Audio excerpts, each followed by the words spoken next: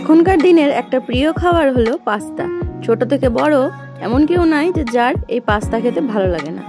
তো আজ আমি বানাবো চিজি পাস্তা। তার জন্য আমি এই পাস্তাটা নিয়ে নিয়েছি। এটা একটু লম্বা লম্বা এরকম দেখতে। আপনাদের কাছে যেটা থাকবে সেই ধরনেরই পাস্তা নিয়ে নিতে পারেন। আর নিয়েছি মজরেলা চিজ। এখানে আপনারা যে কোনো চিজ ব্যবহার করতে পারেন। এবার এটাকে সেদ্ধ করে নিয়েছি। সামান্য একটু লবণ দিয়ে জলে সেদ্ধ করে নিয়েছি। সেদ্ধ করে জলটাকে ছেঁকে রেখে দিয়েছি। এদিকে নিয়েছি পেঁয়াজ, রসুন আর নিয়েছি কাঁচা লঙ্কা কুচি। ঝালটা নিজের মতন কম বেশি করে নিতে পারেন। আর পেঁয়াজটাকে এইরকম চোকাগুলো যেরকম খুলে খুলে এইভাবে চারকোনা করে চোকাগুলো ছাড়ানোর মতন করে কেটে নিতে হবে। এবার সাদা তেলের মধ্যে রসুন কুচিটা দিয়ে হালকা নাড়াচাড়া করে এর মধ্যে দিয়ে দিতে হবে কয়েকটা শুকনো লঙ্কা। শুকনো লঙ্কা আর রসুন দিলে ফ্লেভারটা খুব সুন্দর হয়, তো অবশ্যই শুকনো লঙ্কাটা ফোড়নে অ্যাড করবেন। তারপরে দিয়ে দিতে হবে কিছুটা কাঁচা লঙ্কা কুচি। তারপরে যে পেঁয়াজগুলো এইভাবে ছাড়িয়ে রেখেছিলাম সেই পেঁয়াজগুলো দিয়ে দেব। পেঁয়াজগুলো হালকা নাড়াচাড়া করে এর মধ্যে দিয়ে দেব সয়া সস। এটা কিন্তু আমি বেশি ভাজিনি, হালকা নাড়াচাড়া করেছি, করে সয়া সস এর মধ্যে অ্যাড করে দিয়েছি।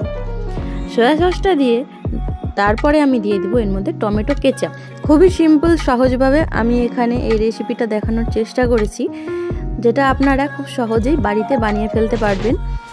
তো এইভাবে দুটোই সস অ্যাড করে দেওয়ার পরে ভালো করে একটু নাড়াচাড়া করে নিতে হবে। যখন দেখবেন হালকা তেল ছেড়ে আসছে ওর মধ্যে সামান্য একটু চিনি অ্যাড করবেন।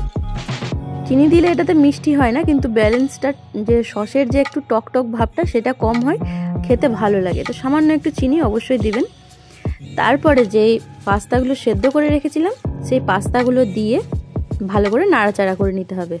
এটা আপনারা এইভাবেই খেতে পারবেন, এর মধ্যে আর কোনো কিছু দেওয়ারই দরকার নাই। এমনি এটা খুব সুন্দর লাগে, কিন্তু যেহেতু আমি চিজি পাস্তা বানাবো তাই আমি উপর থেকে সামান্য একটু চিজ অ্যাড করব। যদি আপনাদের কাছে মজরেলা চিজ না থাকে, যদি স্লাইস চিজ থাকে সেটাও দিতে পারেন, কিউব চিজ থাকলে সেটাও দিতে পারেন, সেটা কোনো অসুবিধা নেই, চিজ হলেই হলো। আর এটা চেষ্টা করবেন এইভাবে ডাইরেক্ট নামিয়ে প্লেটে দেওয়ার। আমি অল্প অল্প করে প্লেটে দিয়েছিলাম, ফলে স্টিকিনেসটা চলে যাচ্ছিল। তো আপনারা চেষ্টা করবেন ডাইরেক্ট বাসনে একবারে নামানোর, তাহলে এই যে মজরেলা চিজ দিলে যে একটু সুতার মতন টান পড়ে সেটা দেখতে খুব সুন্দর লাগে। আমি এখানে সবজি বলতে তেমন কিছুই ব্যবহার করিনি পেঁয়াজ রসুন ছাড়া। তো আপনারা চাইলে এর মধ্যে ক্যাপসিকামও অ্যাড করতে পারেন। যেহেতু আমার বাচ্চারা ক্যাপসিকামটা পছন্দ করে না, তাই আমি ক্যাপসিকাম দেইনি।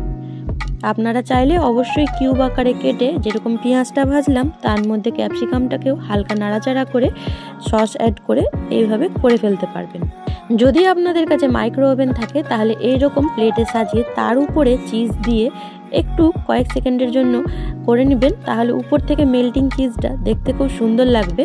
এরকম চিজটা ভেঙে ভেঙে যাবে না। তো আমি যেহেতু কড়াইয়ে করেছি তো চিজগুলো সব সরে গেছে, দেখতেই পাচ্ছেন, কিন্তু খেতে খুব সুন্দর অসাধারণ লাগে। তো আপনারাও এটা ট্রাই করবেন। আর ভিডিওটা কেমন লাগলো অবশ্যই জানাবেন। আর একটা লাইক, সাবস্ক্রাইব অ্যান্ড শেয়ার করে আমার পাশে থাকবেন। আবার দেখা হবে নতুন কোনো রেসিপির সঙ্গে আপনাদের সাথে। সবাই সুস্থ থাকবেন, ভালো থাকবেন। ধন্যবাদ।